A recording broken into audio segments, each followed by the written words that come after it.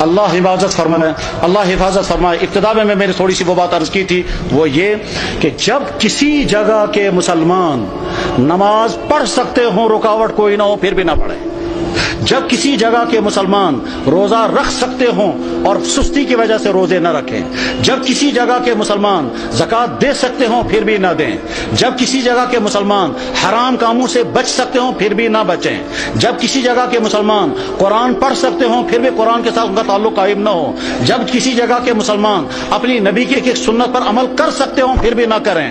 تو اللہ تعالیٰ شانہ کی طرف سے کبھی خطرناک فیصلے آتے ہیں، وہ یہ کہ جب تم آزادی کے دور میں میرے دین پر عمل کر سکتے تھے، پھر بھی تم نے عمل نہیں کیا، تو میں ایسے حالات لے آؤں گا کہ تم چاہو گے بھی عمل کرنا تو کر نہیں سکو گے. اس کی مثال نمبر 1 اندلس کی میں نے پیش کر دی تھی کہ اندلس میں 800 سال تک مسلمانوں کی حکومت رہی، اور بعد میں جب خرابیاں شروع ہو گئی تو وہ حالات آ گئے کہ اگر وہ قرآن پڑھنا چاہے تو نہیں پڑھ سکتے تھے، اپنی عورتوں کی عصمتیں بچانا چاہیں تو نہیں بچا سکتے تھے، بلکہ کیا ان کی تو جان بھی باقی نہیں رہی، اور وہاں کے مسلمان یا تو مارے گئے یا عیسائی بن گئے یا وہاں سے فرار ہو گئے. اور اس طرح سے 800 سال کا مسلم ملک جو اذانوں سے آباد تھا، وہ 800 سال کا مسلم ملک کفرستان بن گیا. بخارا اور سمرقند یہ وہ علاقہ تھا جہاں امام بخاری، امام مسلم، ابو اللیث سمرقندی جیسا انسان، وہ علاقہ کے جہاں امام صاحب ہدایہ علامہ برہان الدین مرغی نانی رحمہ اللہ تعالیٰ جس علاقے میں تھے کہ جس مسجد میں بیٹھ کر کے انہوں نے ہدایہ کتاب لکھی، اور 13 سال لگے کتاب لکھتے ہوئے، اور 13 سال مسلسل نے روزہ رکھا. گھر والوں سے کھانا آتا تھا، وہ کھانا رکھ دیتے تھے، جب گھر والے واپس چلے جاتے تھے یہ کھانا کسی غریب کو کھلاتے تھے. 13 سال بیٹھ کر کے انہوں نے کتاب ہدایہ نام کی کتاب لکھی تھی، جو حدیث اور عقلی علوم کا مجموعہ ہے. علامہ انور شاہ صاحب کہا کرتے تھے، فرماتے تھے میں ہر کتاب کا جواب لکھ سکتا ہوں، لیکن چند کتابوں کا جواب مجھ سے نہیں لکھا جا سکتا ہے، ان میں سے ایک کتاب ہدایہ بھی ہے. جس مسجد میں صاحب ہدایہ نے وہ کتاب لکھی تھی، اس مسجد میں شراب کھانا چلتا ہے.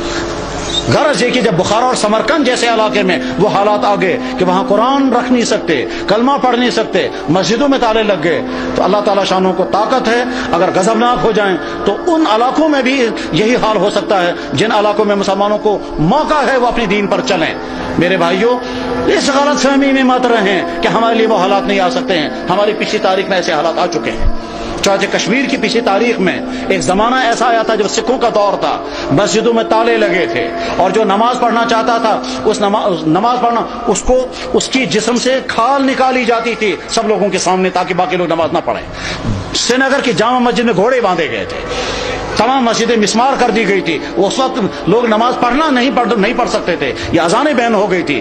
جب کسی جگہ کے مسلمان اپنے دین کی ناقدری کرنے لگتے ہیں تو ایسے حالات آ سکتے ہیں. اور اس کی مثال اس بات کی مثال نہیں کہ مسلمانوں نے ناقدری کی، وہ تو ظلم ہے، لیکن مثال ہمارے سامنے ہے برما کے حالات، جہاں کی مسجدیں ختم، جہاں کے مدرسے ختم، جہاں کی داڑھیوں کے ایک بال کر کے نوچتے ہیں، جہاں علماء کو کھڑا کر کے اور سوئیاں مار کر کے ان کو شہید کرتے ہیں، جہاں ایک مسلمان خاتون کے ساتھ 20 30 بلکہ 100 آدمی بدکاریاں کرتے ہیں اور کھلے عام کرتے ہیں، جہاں مسلمان عورتوں کو کھڑا کر کے آگ لگا کر جلا دیتے ہیں، جہاں مسلمان عورتوں کی گودوں کے اندر ان کے بچوں کو ذبح کر دیتے ہیں، اور ساری دنیا کے مسلمان دیکھ رہے ہیں مگر کوئی کچھ نہیں کر سکتا. جب ان مظلوم مسلمانوں کے لیے کوئی آواز نہیں اٹھا رہا ہے تو آپ بے فکر یہ مت رہیں ہمارے ساتھ اگر کبھی ایسا ہوا تو ساری دنیا کے مسلمان سرگرم ہو جائیں گے. آج کا مسلمان بے حس ہو چکا ہے.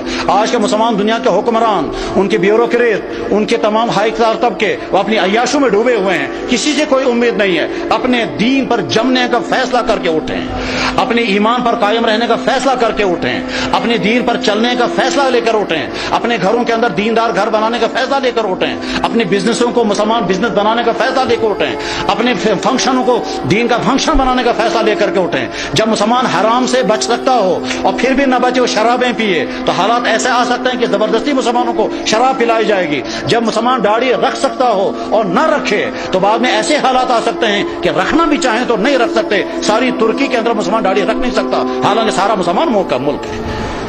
ایسے حالات آ سکتے ہیں، اس لیے اپنے دین کے ساتھ وفاداری کا فیصلہ کرو، ورنہ تو ایسا ہو سکتا ہے کہ اللہ جب تم میرے دین کے ساتھ وفاداری نہیں کرو گے تو میں تم پر ایسے حالات لا سکتا ہوں کہ تم چاہو گے بھی میرے دین پر عمل کرنا تو کر نہیں سکو گے۔ اللہ جل شانہ اس برے انجام سے ہم سب کی حفاظت فرمائے، ہمارے ان اکابرین کی حفاظت ہو، مدارس کی، مساجد کی، دین کے اور دینی اداروں کی، دین کے کام کرنے والوں کی اور دین پہ جننے والوں کی مدد فرمائے۔ وآخر دعوانا ان الحمد للہ رب العالمین برحمتک یا ارحم الراحمین۔